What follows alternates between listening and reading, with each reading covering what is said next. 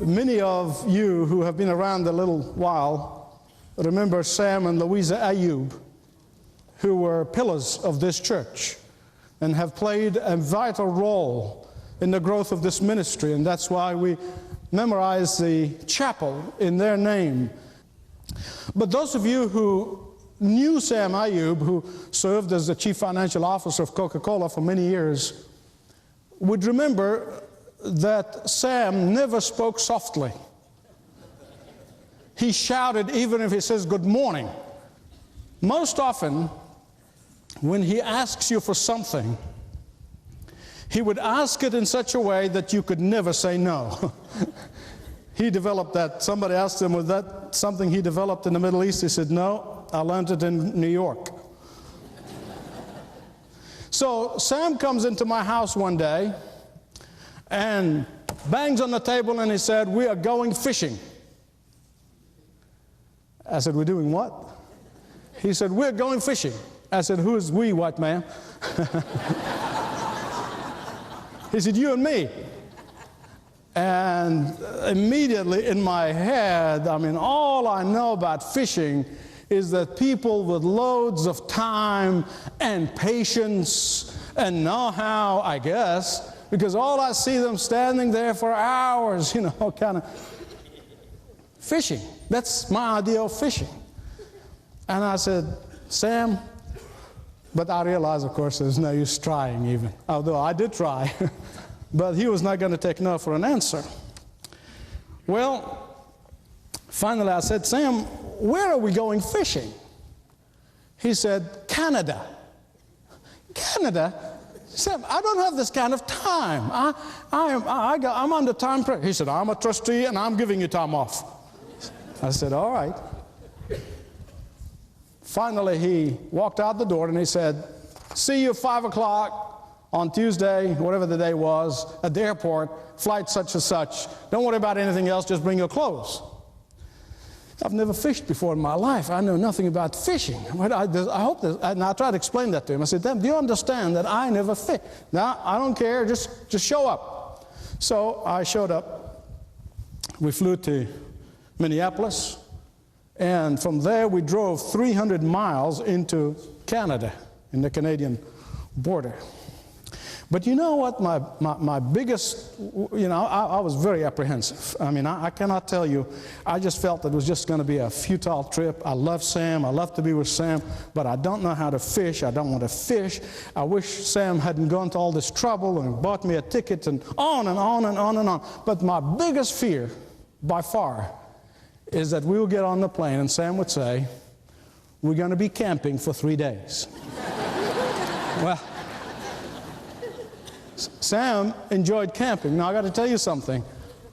Those of you who don't know me, I am not made for camping. This body is not made for camping. The closest to camping I want to go is the Holiday Inn.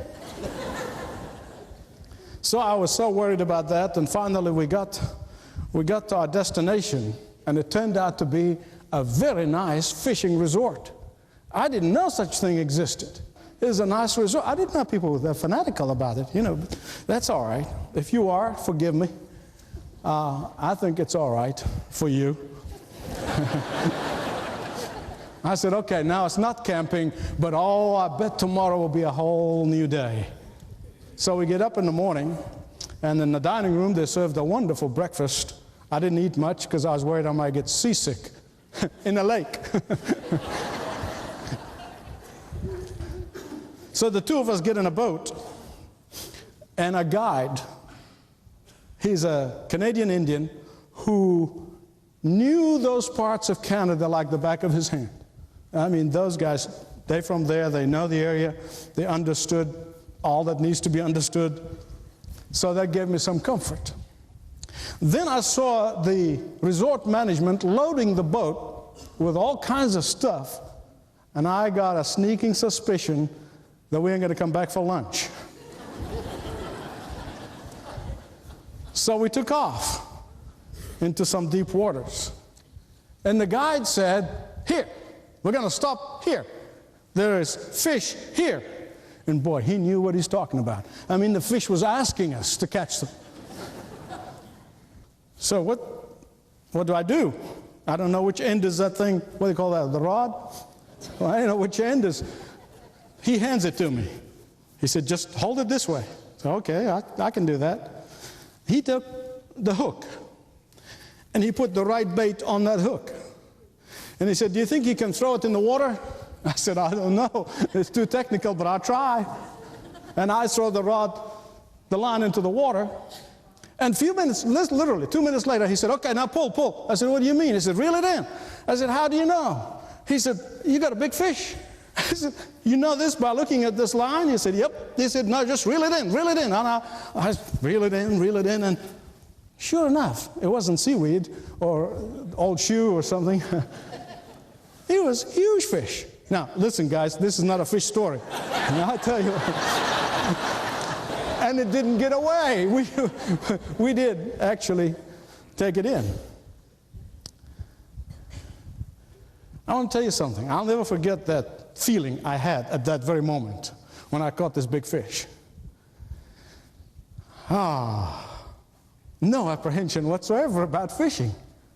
Where's my apprehension? Where was my fear? Where's my reluctance about going fishing? Man, I said, okay, let's do this again. This is good. I'm good at this. What about my total ignorance of how to fish? And I've never done this, I've done the other thing. What about my complaining and moaning and sulking? Well, it all disappeared at that moment when I caught the big one. When I caught that big fish, all of a sudden, I became an instant expert fisherman. I felt like I am an instant authority on fishing. I felt instantly that I have all the knowledge that needs to be known about fishing. What's the secret of my success? Well, there were several things, actually, that had to take place. First, I had to realize that my apprehension and my fear and my uncertainty were stemming from the fact that I've never fished before. And isn't that true? That what we do not know is what really keeps us in our comfort zone? Well, since I hadn't been to fishing school, I thought, I don't know how to fish. Not only that, but I did not want to experience failure. I did not want to go fishing and stand there for hours like these dear people I see fishing and then have nothing to show for it. I didn't want to experience failure. But why did all of these apprehensions disappear the moment I caught the big one? What happened to my reluctance and complaining? Well, you know what the answer is, don't you? Sam. That's who the secret was. Sam took care of everything. Sam ensured that I would become a success. Sam made sure that an expert was in the boat with us. Sam trusted that this expert would take us to the right place where the fish were. Sam trusted this expert will take us fishing and using the right bait and the right hooks and all the right things. That's why I became a success.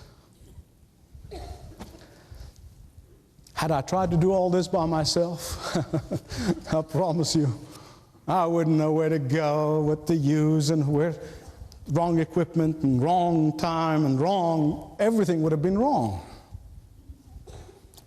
And I would have ended up in failure and disappointment. And I would have never fished again. What made the difference? Can you tell me? What made the difference? Sam. Sam made the difference. Now I want you to turn in your Bibles to Matthew chapter 4, verse 19. Let me put verse 19 in context. Verse 19 comes in right after Jesus had called his disciples. After he called them and he said, "Follow me," he uses verse 19. Now, remember this. Most, if not all, Jesus' disciples were professional fishermen. They were not hobby fishermen. They were these were fishing men for living. Some of them had a lucrative fishing business, very successful fishing business. And Jesus said to them, verse 19, after he called them to follow him, he said, "Follow me, and I will make you fishers of men." Follow me, and I'll make you fishers of men. Follow me, and I'll make you. Follow me, and I'll make you. Follow me, and I'll make you. It is a word to every one of us, every single person. Now, this is one of those messages that has only 2 points. Some of you heard me say this before when I was in seminary. A seminarian one time I asked a professor, he said, "How many points a sermon should have?" He said, "At least 1."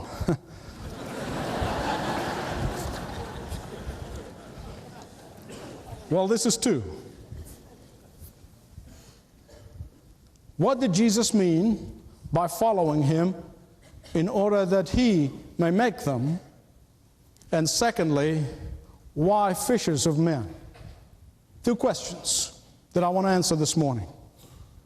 What does it mean to follow Jesus? Well, in the context here of this passage, to follow Jesus means that you are willing to abandon yourself to him. To follow Jesus means that you are willing to be more concerned about him and his kingdom and his work and his heart than your own world. To follow Jesus means that you are willing to sacrifice what is near and dear. Sometimes that's your strong opinion. Sometimes that means you're going to sacrifice your ideas. Sometimes that means that you're going to sacrifice your stubborn will that's standing in the way of following Jesus. It means that you are willing to place him above your needs and your wants. You notice I said willing, willing, willing, willing, because sometimes God does not necessarily ask you to do any of these things, but you got to be willing. And that's what he's looking for. I remember each preacher from yesteryear once said, he said, if you're not willing, you can pray. He said, God, make me willing to be willing. And I prayed that many times. Lord, make me willing to be willing. Look at the context. He just called these very successful fishermen, these very successful businessmen who had a profitable business. And he called them to follow him, at least for a time, and hand over the business to somebody else. He had just called these strong leaders to be his followers. He had just called these decision makers to humble themselves and trust him completely. He called these creative entrepreneurs to use their creativities for his kingdom and his work. I want you to hear me right on this one. I don't want you to miss it. You see, we tend to forget that your fishing pond, whatever it may be, there are people around you who are watching you. And they're watching you more than you even realize. They're watching everything.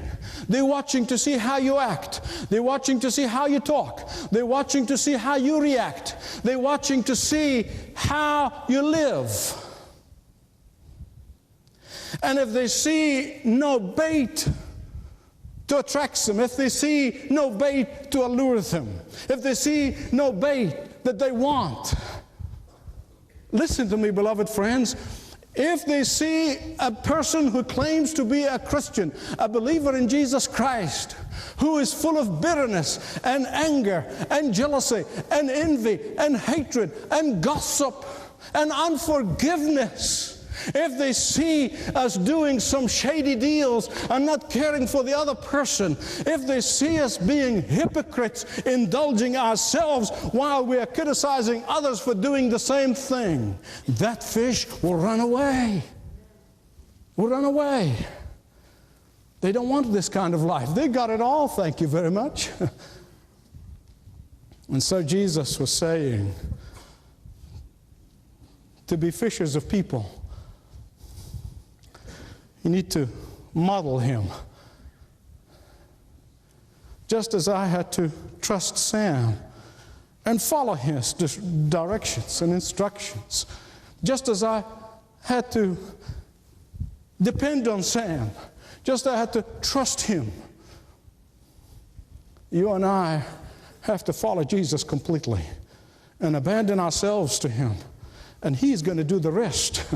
That's the thing. He's going to do the rest. You see, fishing is not hard when Jesus is in charge. Whenever he's in the boat, you can be sure you're going to be a success. All you need to do is you place him first in your life. All you need to do is to emulate him in your life. All you need to do is copy his example in your life. And he will ensure that your success in the business of fishing for Jesus.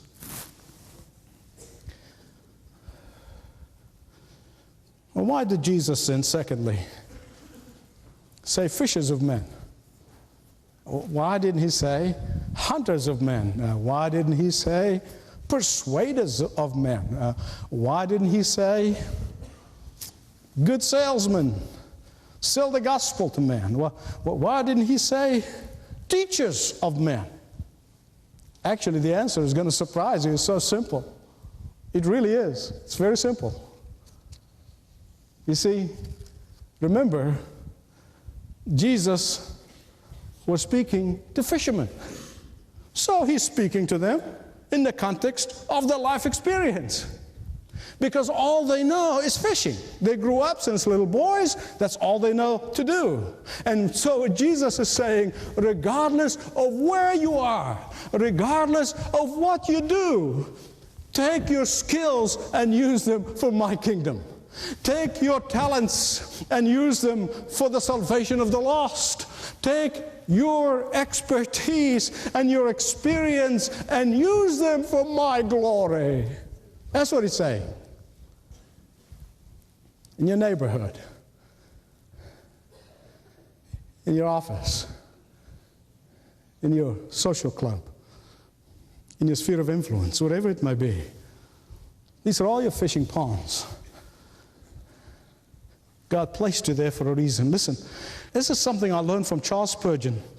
And I remember him, one of those chapters, he was saying, don't ever forget that the childhood that you had was by God's will. The parents that you had, and the grandparents, the homes you lived in, the schools you went to, it's all by God's will. God placed you in all these places so that you'll be you and not somebody else. God is not interested in duplicating people. He's not interested in making copies. He's done all that he has done for you in placing you where you are today for one purpose. That's to be you, and that Jesus might live in you. You don't need to learn a new skill. You don't need to change. You don't need to be somebody else. No. Take what God gave you. Take where God has placed you. Take whom God brings to you. Take all of that and follow Jesus. Just follow Jesus, and he'll make you. He'll make you. He'll make you. He'll make you a success. Just as my reluctance in going fishing was based on my thinking that I have to know everything, and I have to do everything, and I have to have all the facts under my belt, as it were. So is so many Christians who are reluctant to witness for Jesus Christ. It really is. They think that they have to do everything, they have to know everything. They don't realize God did it all, and he's going to do it through you. All you need to do, you throw the line in the water. Jesus already has put the bait on the hook, and God is going to do the rest. just as Sam set everything up for me, God has already set up everything for you. He's taking care of all the details. Let me tell you this as I conclude. Many years ago, an Italian recluse was found dead in his house. And when his friends went over to the house to try to sort out what they thought the few things that he had left behind, to their utter amazement, they discovered 246 expensive violins hidden all over the house. 246 expensive violins. Virtually all the money that this man had, and he lived very frugally, all the money that he saved, he would save and go and buy expensive violins, and then he stashed them away in his house.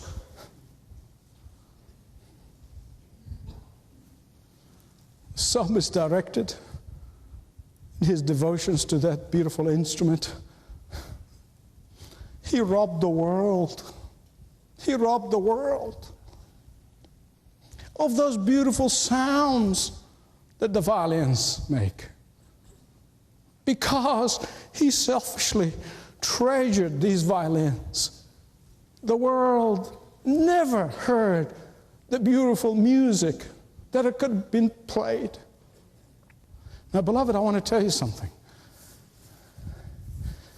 Many Christians treat their faith like this man treated those violins. They really do. They hide their light, and they hoard their treasures, and they stash the great treasure, and they don't realize that by not sharing their light, by not sharing their treasure, the most precious treasure of all, their faith, they are missing out on the joy of seeing others experience salvation. They are reluctant, like me. They're reluctant to give away their most treasured possession, with the result of their neighbors and friends are continuing to live in darkness, continuing to live in poverty, spiritual poverty, that is. I read this week, some researchers have said that as many as 95% of Christians, listen to me, 95% of all Christians have never played a role in leading another to Christ. Didn't pray for them, didn't support, didn't help, didn't invite, didn't do anything. 95%. That breaks my heart. Just like my reluctance to go fishing. They think that they have to do everything themselves. They think they have to know everything. Well, in reality, all they have to do is follow Jesus. He said, "Follow me, and I will make you." That's his job. That's his task. As he committed himself to that. He would say to you, here, there, let your net down, right here, in this way, this place.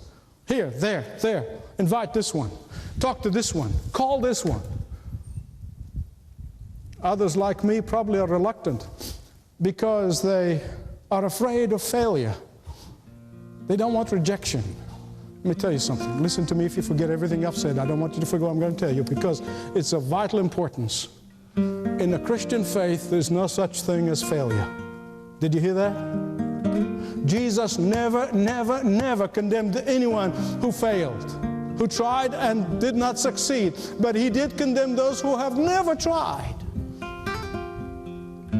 Just trust the guide, and he will make you a success. If you'd like to learn how to know God in a personal way, ask for the booklet, Finding the Joy You've Always Wanted. It will tell you of God's love for you and explain how to experience His forgiveness.